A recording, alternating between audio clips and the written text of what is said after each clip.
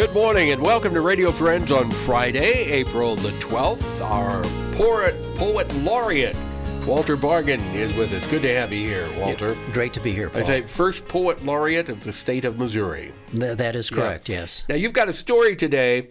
You went to the dentist, and it's amazing how you can make poems out of going to the dentist.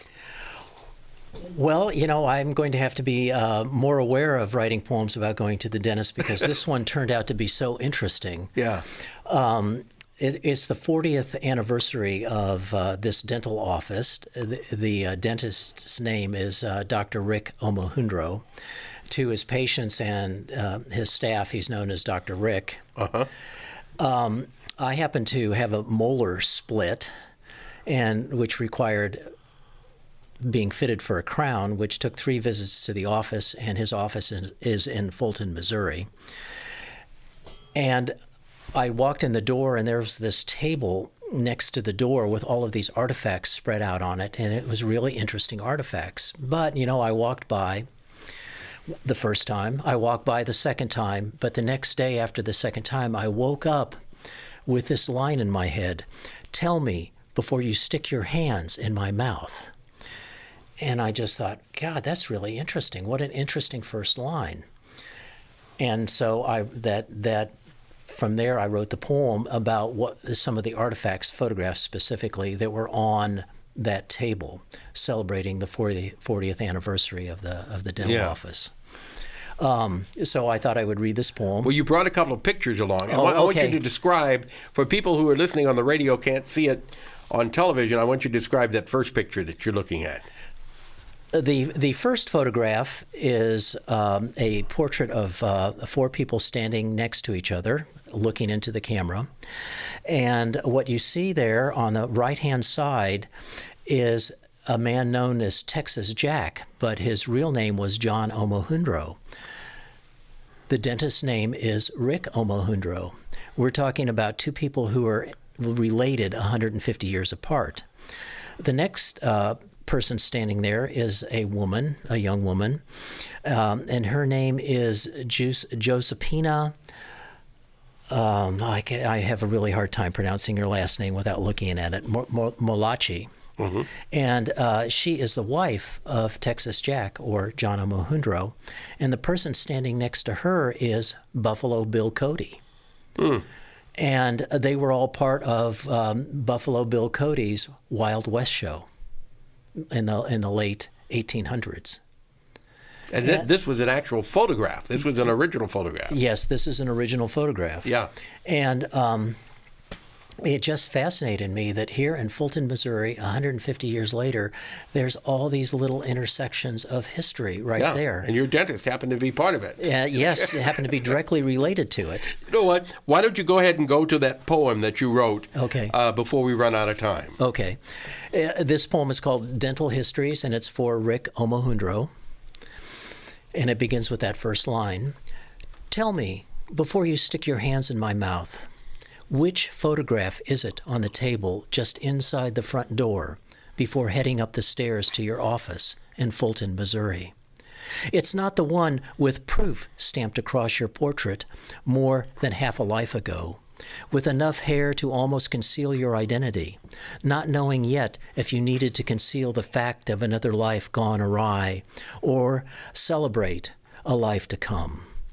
A mustache heavy on your lip, suggesting some notoriety, rock band drummer or revolutionary, and the saucer plate lenses of your glasses taking up so much of your face, clearly dating your long journey to this moment. All the proof that any of your patients need before reclining in the chair, breathing the gas.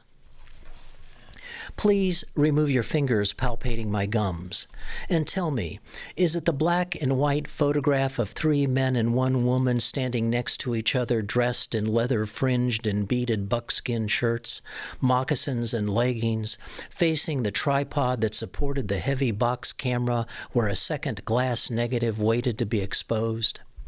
It's your cousin on the far right, who traveled all the way from Polynesia, or was it India, or Italy, but most certainly from Virginia, many times removed from you now, that more than a century and a half has gone somewhere. And still he stands beside the woman, a former ballerina, Giuseppina Malacci, his wife, their romance forged in the West of pulp fiction, but she died in the real West, Leadville, Colorado, 1880, pneumonia, age 33. She still stands between her husband and Buffalo Bill Cody. The picture exposed between one of the traveling Wild West circus acts as they waited to whoop it up, fire an abundance of blanks from repeating rifles at the sold-out adoring crowds as they galloped around the arena. The West was won. The West was being won and lost twice on the same day. Your patients open wide for a clearer look before swallowing their own crumbling, enameled histories.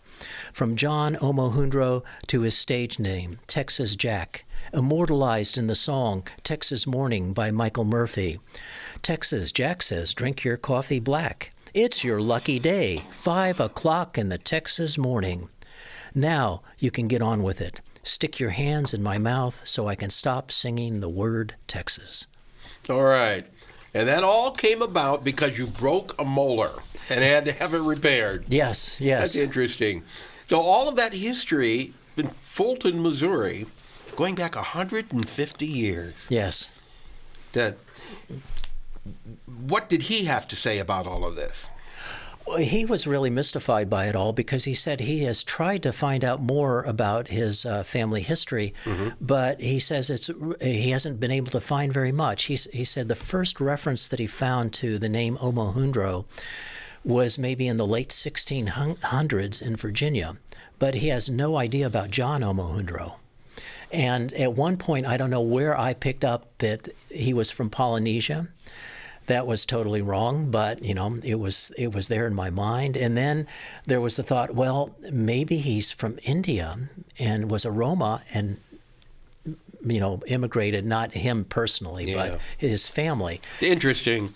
But you've got some good poems. This is your newest one. If people would like to read your books, they're available? Oh, yes, they are. Of course, they're available on Amazon.